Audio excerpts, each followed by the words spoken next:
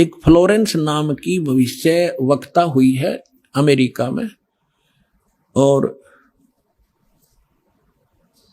उसने इस दास के बारे में, एक महापुरुष के बारे में, ये तो आप कहने की जरूरत नहीं, बार बार कहना अच्छा भी ना लगता, आपको पता लग जाएगा सब सारे लक्षणों को जब आपके रूबरू किया जाएगा। इसने कहा कि ये देखिएगा, विश्व प्रसिद्ध भविष्य वक्ता फ्लोरेंस ने भविष्यवाणी की है कि तीसरा विश्व युद्ध नहीं होगा, वह भारत के प्रयासों से टल जाएगा। एक दिव्य महापुरुष की विचारधारा से भारत में एक आध्यात्मिक लोग सत्ता में आएंगे। उस महापुरुष के अनुयायी उनकी इस नई विचारधारा को विश्व में फैलाएंगे। भारत ही नहीं, पूरे विश्व के लोग उस विचारधारा से प्रभावित होंगे। भविष्य वक्ता फ्लोरेंस की महत्वपूर्ण वाणियां। अब देखिए, ये है वो, पूरा देखना एक बार, ये है वो बहन जिसका फोटो है, ये चित्र बना है इस पत्रिका के अंदर। ये वो बहन खड़ी है, जैसे एक फिलोसफर की तरह इनकी दृष्टि स्पष्ट दिखाई दे रही है। अब इसके हम आगे और पढ़ेंगे तो आनंद घना होगा। इसके हमने फोटो स्टेट कर रखी है, इसमें निशान लगा रखे, इसमें कुछ उभरे हुए अक्षर है, अच्छे पढ़े जाएंगे। देखिए, इसमें ज्यादा ना पढ़ के हम अपने काम का पढ़ेंगे। वो हमने 53 पर पढ़ा था, ये हमने 53 पृष्ठ है इसका, इस पे पढ़ा था। ये यहाँ 53 पृष्ठ है, यहाँ देखा था 53 पृष्ठ पे। और अब हम यहाँ पढ़ेंगे 54 पृष्ठ पे। ये 54 पृष्ठ है। अब देखिएगा यहाँ क्या लिखा है। पहले उसने बताया कि इस प्रकार बहुत सी भविष्यवाणियां इसकी, इराक के राष्ट्रपति सद्दाम हुसैन ने अमेरिका से युद्ध किया, इस प्रकार की बहुत सी खतरा मंडला रहा था, टल गया। फ्लोरेंस की इतनी भविष्यवाणियां सच साबित हुई हैं कि कोई उनकी भविष्यवाणियों पर शक तक नहीं कर सकता। वैज्ञानिक भी उनकी भविष्यवाणियों के सच होने से आश्चर्यचकित हैं। फ्लोरेंस ने अपनी भविष्यवाणी में कई बार भारत का जिक्र किया है। The fall of sensational culture नाम की अपनी पुस्तक में उन्होंने लिखा है, सन 2000 आते आते प्राकृतिक संतुलन भयावह रूप से बिगड़ेगा। यानी लोगों में दुराचार, रिश्वतखोर, हाहाकार, बेईमाना घर कर जाएगा। लोगों में आक्रोश का भावना प्रबल होगी, दुराचार पराकाष्ठा पर होगा। पश्चिम देशों के विलासितापूर्ण जीवन जीने वालों में निराशा, बेचैनी और अशांति होगी। अतृप्त अभिलाषाएं और जोर पकड़ेंगी, जिससे उनकी अपनी कटुता बढ़ेगी। चारों ओर हिंसा और विपरीतता का वातावरण होगा।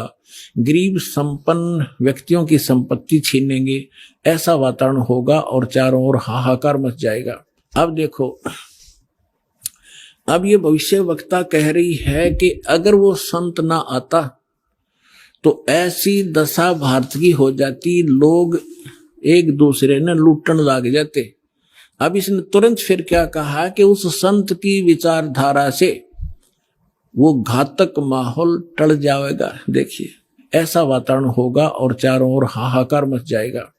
ऐसा हाहाकार मच जाएगा, लेकिन भारत से उठने वाली एक नई विचारधारा है, लेकिन भारत से उठने वाली एक नई विचारधारा इस घातक वातावरण को समाप्त कर देगी। वह विचारधारा वैज्ञानिक दृष्टि से लोगों में सामंजस्य और आपसी भाईचारा और भाईचारे का महत्व समझाएगी। वह यह भी समझाएगी कि धर्म और विज्ञान में आपस में विरोध नहीं है। आध्यात्मिकता की उच्चता और भौतिकता का खोखलापन सबके सामने उजागर करेगी। अपने आत्माओं, ये तो चलो इन भविष्य वक्ताओं का तो इतना काम समझ लो आप। जैसे परमात्मा ने विद्वान बना दिया, पृथ्वी और सूरज बना दी, सब नक्षत्र बना दिए, और अपने आप निर्धारित है कि इस समय 6:20 पर सूर्य उदय होगा। अगर कोई खगोल भगोल का ज्ञाता अब बता दे कि फलानी तारीख को 6:20 पर सूर्य उदय होगा, वो ना बताता तो भी उसी समय होना ही था वो। क्योंकि उस परमात्मा ने वो निर्धारित सिस्टम बना ही रखा है। तो ये ना बताते तो भी परमात्मा ने पहले बोल ही रखा है, निर्धारित दिन ठीक धर रखा है, वो तो ये होना ही होना था। ये बता रहे हैं तो आपके लिए और ज्यादा गोल्डन चांस है। सभी पुण्यात्माओं ने देर नहीं करनी चाहिए। महापुरुष बार बार कोई झूठ बोल रहे हैं, परमात्मा ने कहा, सब संत कहें, और ये भविष्य वक्ता बताने लग रहे जो इस देश से भी संबंधित नहीं थे, और फिर भी नहीं समझोगे तो कति बालक हो तुम, तो बुद्धि ही नहीं दी फिर आपको। देखिएगा अब क्या, जैसे दास बहुत बार आपको समझाता है, हर एक प्रवचन में परमात्मा ने जो पहले बोला था वही दास आज बता रहा है। और अभी भी बहुत से मेरे अधिकतर जितने भी प्रवचन होते हैं इसी आधार पर होते हैं कि आप क्या कर रहे हो। आप यहाँ अरबपति बन गए, खरबपति बन गए, दुनिया न लूट लूट के, और वो सारा छोड़कर चले गए। सर्व सोने की लंका थी वह रावण से रणधीरम, एक पलक में राज विराजी जम के पड़े जंजीरम। चक्रवर्ती राजा था, सारी पृथ्वी पर शासन करे था, चूहा बनकर एक बिल खोद कर रह रहा है। खा कहिए कहते राम रटत निर्धन भला, टूटी घर की छान व सुंदर महल किस काम के, जा भक्ति नहीं भगवान। तो यहाँ ये बताना चाह रहे हैं, ये माइन बहन ने बताया है कि वो संत की विचारधारा से आध्यात्मिकता की उच्चता और इस भौतिकवाद का खोखलापन उजागर होगा। ये हो रहा है आपके सामने, और सबकी आत्मा मान रही इस बात को, सचमुच ऐसा है। देखिए ये कह रहे हैं कि आध्यात्मिकता की उच्चता और भौतिकता का खोखलापन सबके सामने उजागर करेगी। मध्य वर्ग उस विचारधारा से बहुत प्रभावित होगा। आप जितने यहाँ आ रहे हो बिल्कुल मीडियम वर्ग के बच्चे हो सारे, बिल्कुल। और देखो कैसे आप उमड़ उमड़ कर आ रहे हो, कैसे मान रहे हो दास ने जो बोल दिया फाइनल है, ना किसी को लेना है ना देना है। विवाह एक सिंपल वे से करना है। हम विवाह के ऊपर इतना खर्चा कर देते हैं, फिर आगे सूचक बात पता नहीं कितने कुबाड़ हमने सर पर रख लिए। जब ब्रह्मा विष्णु महेश का ब्याह किया था दुर्गा ने, ना कोई बाती था ना बराती था, ना कोई जलेबी तारे था, ना कोई डीजे बजानिया था। उठाकर कह दिया ले भाई ब्रह्मा या तेरी पत्नी सावित्री अपना घर बसा बेटा, लक्ष्मी दे दी विष्णु को ले बेटा या तेरी पत्नी जाओ अपना घर बसाओ, और शंकर जी को पार्वती दे दी जाओ भाई हो गया ब्याह। अरे बाकी बकवाद तो बेमतलब की है जो हम किया करते थे, अपने सिर पर बोझ धर लिया सारा जीवन इन बकवादों के लिए, जोड़े जाते लुटे जाते यही फूक जाते। अब देखिएगा खोखलापन उजागर कर देगी। मध्य वर्ग उस विचारधारा से बहुत प्रभावित होगा। यह वर्ग समाज के सभी वर्गों को अच्छे समाज के निर्माण के लिए उत्प्रेरित करेगा। यह विचारधारा पूरे विश्व में चमत्कारी परिवर्तन लाएगी। मुझे अपनी छठी अतीन्द्रिय शक्ति से ये एहसास हो रहा है कि इस विचारधारा को जन्म देने वाला एक महान संत भारत में जन्म ले चुका है।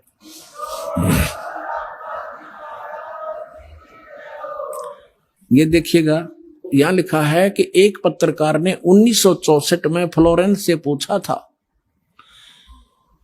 और 1980 की शुरुआत तक व्यापक उथल-पुथल 80-89 के बाद ऐसे भूकंप आएंगे कि न्यू जर्सी का कुछ हिस्सा तथा यूरोप और एशिया के कई देशों के स्थानों पर भूकंप से विदीर्ण हो जाएंगे, कुछ जलमग्न हो जाएंगे। तृतीय विश्व युद्ध का आतंक सबके दिमाग में बैठ जाएगा। वे इस युद्ध की तैयारी कर लेंगे, लेकिन भारतीय राजनेता नहीं संत की तरफ से शिकार है, तीसरे युद्ध से वो समाप्त कर रहे। तो 1964 तक यह जीवे थी। 1964 में तो ये युवा थी जो बता रही थी, 10, 20, 30 वर्ष और भी 94-95 तक यह जीवे थी। तो इसने उस समय बता दिया था, 1964 में भी इसने बता दिया था कि उसका जन्म हो चुका है। और उसको दृष्टि आगे की जो वर्तमान का जो दास की सती थी अब की है वो भी दिखाई देती। देखिएगा मुझे अपनी छठी अंतीन्द्रिय यानी अंदर के आभास से शक्ति से ये एहसास हो रहा है कि इस विचारधारा को जन्म देने वाला वह महान संत भारत में जन्म ले चुका है। उस संत के ओजस्वी व्यक्तित्व का प्रभाव सबको चमत्कृत करेगा। उसकी विचारधारा अध्यात्म अध्यात्म के कम होते जा रहे प्रभाव को फिर से नई स्फूर्ति देगी, चारों ओर आध्यात्मिक वातावरण होगा। ओए होए, दास बार बार कहता रहा है कि यदि परमात्मा इस दास के माध्यम से फिर से अपनी यथार्थ भक्ति नहीं प्रारंभ करते तो आने वाले 50 वर्ष के बाद हिंदुस्तान में कोई राम कहानियां नहीं पाओ, ऐसी हाहाकार मच जाती। तो इसमें यही कहा है कि वो फिर गिरते हुए अध्यात्म सत्र को फिर से उभारेगा, इसका ये भावार्थ है। उस संत के ओजस्वी व्यक्तित्व का प्रभाव सबको चमत्कृत करेगा, उसकी विचारधारा अध्यात्म के कम होते जा रहे प्रभाव को फिर से नई स्फूर्ति देगा, चारों ओर आध्यात्मिक वातावरण होगा। संत की विचारधारा से प्रभावित लोग विश्व के कल्याण के लिए पश्चिम की ओर चलेंगे, धीरे धीरे एशिया, यूरोप, अमेरिका पर पूरी तरह छा जाएंगे। उस संत की विचारधारा से पूरा विश्व प्रभावित होगा, उनके चरण चिन्हों पर चलेगा। पश्चिमी देश के लोग उन्हें ईसा, पश्चिमी देश के लोग अमेरिका, इंग्लैंड आदि उन्हें ईसा, मुसलमान उन्हें एक सच्चा रहनुमा, और एशिया के लोग उन्हें भगवान का अवतार मानेंगे। उस महासंत की विचारधारा से बौद्धिक क्रांति आएगी, बौद्धिक माने अच्छी बुद्धिमान लोग उसके साथ होंगे। देखो, बुद्धिजीवियों की मान्यताएं बदलेंगी। जो ये अंग्रेज पाके बैठे बड़े बड़े अफसर कहते हैं, नवी सोचने पर विवश होना पड़ेगा कि तुम कर क्या रहे हो, करना क्या चाहिए था। बुद्धिजीवियों की मान्यताएं बदलेंगी, उनमें ईश्वर के प्रति श्रद्धा और विश्वास की कोपलें फूटेंगी। फ्लोरेंस के अनुसार वह संत भारत में जन्म ले चुके हैं। वह इस संत से काफी प्रभावित थी। अपनी एक दूसरी पुस्तक golden light of new era में भी उन्होंने लिखा है कि जब मैं ध्यान लगाती हूं तो अक्सर एक संत को देखती हूं, गौर वर्ण के यानी गोरे वर्ण के। उस संत के ललाट पर गजब के तेज होता है। उनके ललाट पर आकाश से एक नक्षत्र के प्रकाश की किरणें निरंतर बरसती रहती है। अपने आत्माओं, आप देखिएगा, ये इस तरह आती है ये जैसे परमात्मा बैठे हैं सतलोक में, वहां से इस दास के ऊपर ये ऐसी अपनी किरण बरसा रहे हैं। यहां से आकाश से आ रही है और दास के ऊपर परमात्मा की शक्ति निरंतर चल रही है। उसी से आगे आपको कनेक्शन दिया जा रहा है। अब उसी को ये बहन बता रही है फ्लोरेंस, अपनी दिव्य दृष्टि से देख करके उसके ऊपर माथे पर यानी उसके सिर पर ऊपर से आकाश से नक्षत्रों से एक लाइट निरंतर आ रही है जो उसके माथे पर बरस रही है, और वही शक्ति आगे आप में जा रही है। देखिएगा, जब मैं ध्यान लगाती हूं तो अक्सर उस एक संत को देखती हूं गौर वर्ण के। अब देखो, यहां थोड़ा सा लिखना भूल गया, फिर इन भक्तों ने अपना ने एक बुक इसने बताई है। देखिएगा, एक दूसरी पुस्तक golden light of new era, ये एक बुक है। इस बुक के आधार से भक्तों ने एक वेबसाइट से निकाला है, वेबसाइट से इसकी है, इंग्लिश में है उसकी वाणी। वो इस प्रकार देखिएगा, यही है, I can clearly visually A golden era divine. वो कहती है मैं देखती रहती हूं, यहां देखना, यहां पर है जो हिंदी उसने किया वो यहां से है। When I enter great flights of meditation I visualise, मैं देखती हूं।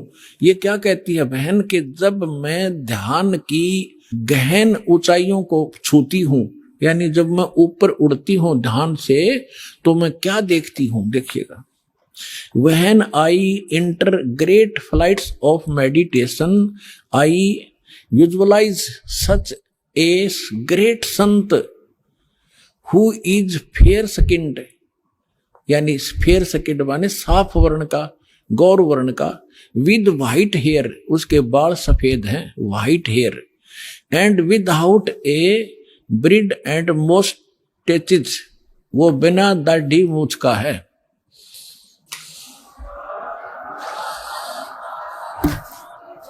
और उसके सफेद बाल हैं, दास की इस एज को वो उस समय देख रही थी कि उस समय वो ढूंढा ठावेगा।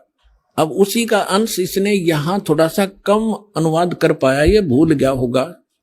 इसने अपनी दूसरी पुस्तक golden light of new era में भी लिखा है, जब मैं ध्यान लगाती हूं तो अक्सर एक संत को देखती हूं, गौर वर्ण के, आगे लिखना भूल गया, सफेद बाल थे, बिना दाढ़ी मूछ का। अब दरअसल क्या है कि ये कोई पत्रकार ने उस वाणी को, उसकी बोली हुई को अपने ढंग से चित्रार्थ किया है। तो इन लोगों का दृष्टिकोण था किसी और संत पे कि वो हो सकता है। इसमें लिख रखा है कि वो श्री राम शर्मा होगा। इस अंग्रेजी वाले ने आगे चल के दो, जैसे गीता मूल तो सही है, मूल पाठ गीता का अनुवादकर्ताओं ने अपने हिसाब से श्री कृष्ण का ऊपर बना रखी थी, श्री कृष्ण बोल रहा है गीता। तो ये लोग ऐसे यहाँ ये जान के छोड़ गया कि वो सफेद बाल होंगे और बिना दाढ़ी मूछ वाला होगा, इसलिए यहाँ छोड़ गया। इसमें इंग्लिश वाली में उसकी साफ लिखा है, वो उसकी अपनी बोली हुई भविष्यवाणी है, अपनी भाषा में। यहाँ देखिएगा, जब मैं ध्यान लगाती हूं तो अक्सर एक संत को देखती हूँ, गौर वर्ण के। उस संत के ललाट पर गजब के तेज होता है, उनके माथे पर ललाट पर आकाश से एक नक्षत्र के प्रकाश की किरणें निरंतर बरसती रहती हैं। मैं देखती हूं कि वह संत अपनी कल्याणकारी विचारधारा तथा अपने सच्चरित्र प्रबल अनुयायियों की शक्ति से पूर्ण विश्व में नए ज्ञान का प्रकाश फैलाएगा। आप देख रहे हो, बंदी छोड़ के बच्चे कहां जा करके दूर दूर जा करके आज प्रचार कर रहे हैं परमात्मा के ज्ञान का। वह संत अपनी कल्याणकारी विचारधारा तथा अपने सच्चरित्र प्रबल अनुयायियों की शक्ति से संपूर्ण विश्व में नए ज्ञान का प्रकाश फैला रहे हैं। वह संत अपनी शक्ति निरंतर बढ़ा रहे हैं। उनमें इतनी शक्ति है कि वह प्राकृतिक परिवर्तन भी कर सकते हैं। वह अपना कार्य वैज्ञानिक ढंग से करेंगे। उनकी कृपा और प्रयत्न से मानवीय सभ्यता में नई जागृति आएगी। विश्व के समस्त जनसमूह में नई चेतना का संचार होगा। लोक शक्ति का एक नया रूप उभर कर सामने आएगा, जो सत्ताधारियों की मनमानियों पर अंकुश लगा देगा। जो राजा लोग अपनी मनमानी बकवाद करते हैं, उस संत के अनुयायी उनको विवश कर देंगे कि बंदे बनकर रहो, बकवाद बहुत दिन कर ली तुमने। विश्व के समस्त जनसमूह में नई चेतना का संचार होगा। लोक शक्ति का एक नया रूप उभर कर सामने आएगा, जो सत्ताधारियों की मनमानियों पर अंकुश लगा देगा। राजनेताओं के ऊपर मनोचिकित्सक तथा सम्मोहन कला के विश्व प्रसिद्ध ज्ञाता डॉक्टर मोरे बर्स्टीन की फ्लोरेंस से अच्छी दोस्ती थी। एक बार फ्लोरेंस ने उनसे भी कहा था कि डॉक्टर, वह समय बड़ी तेजी से निकट आ रहा है जब सत्ता लोलुप्त राजनेताओं की अपेक्षा आप जैसे समाज सेवकों की बातें अधिक ध्यान से सुनेगा। 21वीं सदी के आते आते एक नई विचारधारा पूरे विश्व को प्रभावित करेगी। हर राष्ट्र में सचित्र धार्मिक लोगों का संगठन लोगों के दिमाग में बैठी गलत मान्यताओं को बदल देगा। यह विचारधारा भारत से प्रस्फुटित होगी, भारत से चलेगी और विश्व के पूरे देशों में फैलेगी। मैं उस पवित्र स्थान पर एक प्रचंड तपस्वी को देख रही हूं, जिसका तेज बड़ी तेजी से फैल रहा है। मनुष्य में सोए देवता को जगाने तथा धरती को स्वर्ग जैसा बनाने के लिए वह संत दिन रात प्रयत्न कर रहे हैं। एक पत्रकार ने 1964 में फ्लोरेंस से पूछा था कि क्या वह दुनिया का भविष्य बता सकती है। फ्लोरेंस ने इसके बाद जवाब में कहा था 1980 में ये होगा, 1990 में ये होगा, सारा कुछ बताया था। ठीक, आगे क्या बताया है कि तीसरा विश्व युद्ध के शुरू होने तक भारत के शासन की बागडोर, ये कहते हैं कि विश्व युद्ध का आतंक सबके दिमाग में बैठ जाएगा और भारतीय राजनेता अपने प्रभाव और बुद्धि से तीसरे विश्व युद्ध को टालने में सफल हो जाएंगे। तीसरे विश्व युद्ध के शुरू होने तक भारत के शासन की बागडोर आध्यात्मिक व्यक्ति के लोगों के हाथ में होगी, इसलिए उनके प्रभाव से विश्व युद्ध टलेगा। वे शासक एक महान संत के ओजस्वी तथा क्रांतिकारी विचारधारा से प्रभावित होंगे। वे उस संत के प्रति उसी तरह समर्पित होंगे जैसे वाशिंगटन स्वतंत्रता एवं मानवता के प्रति समर्पित थे। न्यू जर्सी की रहने वाली, न्यू जर्सी कोई शहर है अमेरिका में, न्यू जर्सी की रहने वाली फ्लोरेंस सचमुच एक विलक्षण महिला थी। एक बार नोबेल नामक एक व्यक्ति ने, इसने ये बताना चाहा, पत्रकार ने दिखाना चाहा है कि एक पत्रकार था अमेरिका का और वो इसका इंटरव्यू ले रहा था और वो इंटरव्यू टीवी पर चला रखा था डायरेक्ट लाइव। ये पूछ रहा कि तो आप एक संत के बारे में तो बहुत बता रही हो, लेकिन मेरे बारे में बताओ कुछ। जो प्रकरण इतना ही जिसमें ना पढ़ के मैं वैसे बता दूं, जल्दी निमट जाएगी बात। तो फ्लोरेंस ने कहा कि तेरे विषय बताऊं। उसका दायां हाथ पकड़ा और उसने कहा कि आप जो है किसी दूसरे राज्य में भी प्रचार प्रसार करेगा। तो वो कह रहा था, उसने इसमें लिखा है कि मैं उससे कह रहा था कि तू भला मजाक कर रही है मेरे साथ। अगर इस इंटरव्यू को मेरी महकमे वाले सुन रहे होंगे, मेरे बॉस, तो मुझे नौकरी से निकाल देंगे। दूसरे में प्रसार तो नहीं होगा पर मैं नौकरी से जाता रहूंगा। तू क्या मजाक कर रही है। उसी समय मेरे हेड ऑफिस से टेलीफोन आया और मेरे लिए ही था, मैंने उठाया। मेरा बॉस कह रहा था कि मैं तुम्हारा इंटरव्यू देख रहा हूं, मैं हैरान हूं कि हमने निश्चय कर लिया है आपको न्यूयॉर्क के अंदर प्रचार प्रसार के लिए भेजना है। कल ही इसका डिक्लेयर करेंगे, फाइनल हो चुका है। मैं हैरान हूं, तुम्हारा इंटरव्यू मैं सुन रहा हूं कि फ्लोरेंस को कैसे पता चला और आप जल्दी आ जाइए, आपको वहां भेज रहे।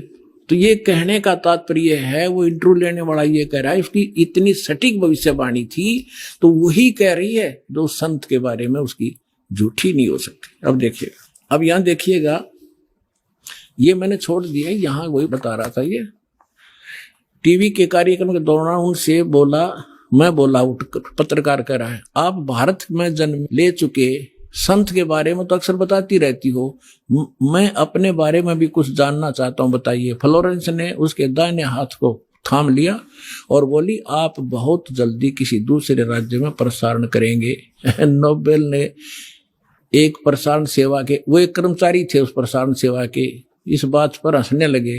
कुछ सेक्शन बाद बोले कि आपने मुझसे अच्छा मजाक किया। यदि हमारी कंपनी के अधिकारी इस कार्यक्रम को देख रहे होंगे तो दूसरे राज्य में तो जाऊंगा या नहीं, फिलहाल अपनी कंपनी से तुरंत निकाल दिया जाऊंगा। फिर पीछे घोषणा ये लिख दिया उसने कि वहां, अब कहते नोबेल के जब फोन पर उठाया तो उसने बताया कि हमने न्यूयॉर्क के प्रसारण का काम शुरू करने का निर्णय लिया है, वहां तुम्हें भी भेजा जाएगा। अभी यह बात गुप्त रखना, इसकी घोषणा कल की जाएगी। मैं टीवी पर फ्लोरेंस के साथ तुम्हारी बातचीत देख रहा था, वो बॉस बोल रहा है। फ्लोरेंस ने तुम्हारे विषय में जो बताया वो पूरी तरह सच है। आश्चर्य है कि यह बात कैसे मालूम होगी। नोबेल फ्लोरेंस का चेहरा देखता रह गया। अब उस लड़की में इतनी सटीक भविष्यवाणी ये सिद्ध की इसने, और उसी ने उस संत के बारे में की। आगे फिर देखना, कुछ पत्रकारों ने उनसे एक बार पूछा था कि वे भविष्य को कैसे देख लेती है तथा गायक व्यक्ति या वस्तुओं का पता कैसे लगा लेती हैं। तो फ्लोरेंस ने बताया, मुझे स्वयं नहीं मालूम कि यह कैसे संभव हो जाता है। मैं भविष्य के विषय में एक बहुत महत्वपूर्ण बात बता रही हूं। बार बार कहा करती हुआ कि 20वीं सदी के अंत में भारतवर्ष में 1997 के आसपास एक प्रकाश निकलेगा। वह प्रकाश पूरी दुनिया को उन दैवी शक्तियों के विषय में जानकारी देगा जो अब तक हम सभी के लिए रहस्य में बनी हुई थी। एक दिव्य महापुरुष द्वारा यह प्रकाश पूरे विश्व में फैलेगा। वह सभी को सतमार्ग पर चलने की प्रेरणा देगा। समस्त दुनिया में एक नई सोच की ज्योति फैलेगी। जब मैं ध्यान अवस्था में होती हूं तो अक्सर यह दिव्य महापुरुष मुझे दिखाई देते हैं। फ्लोरेंस ने एक बार कहा, इस संत या दिव्य महापुरुष का जिक्र किया है, साथ ही यह भी बताया है कि उत्तरी भारत के एक पवित्र स्थान पर वह मौजूद है बरवाला में।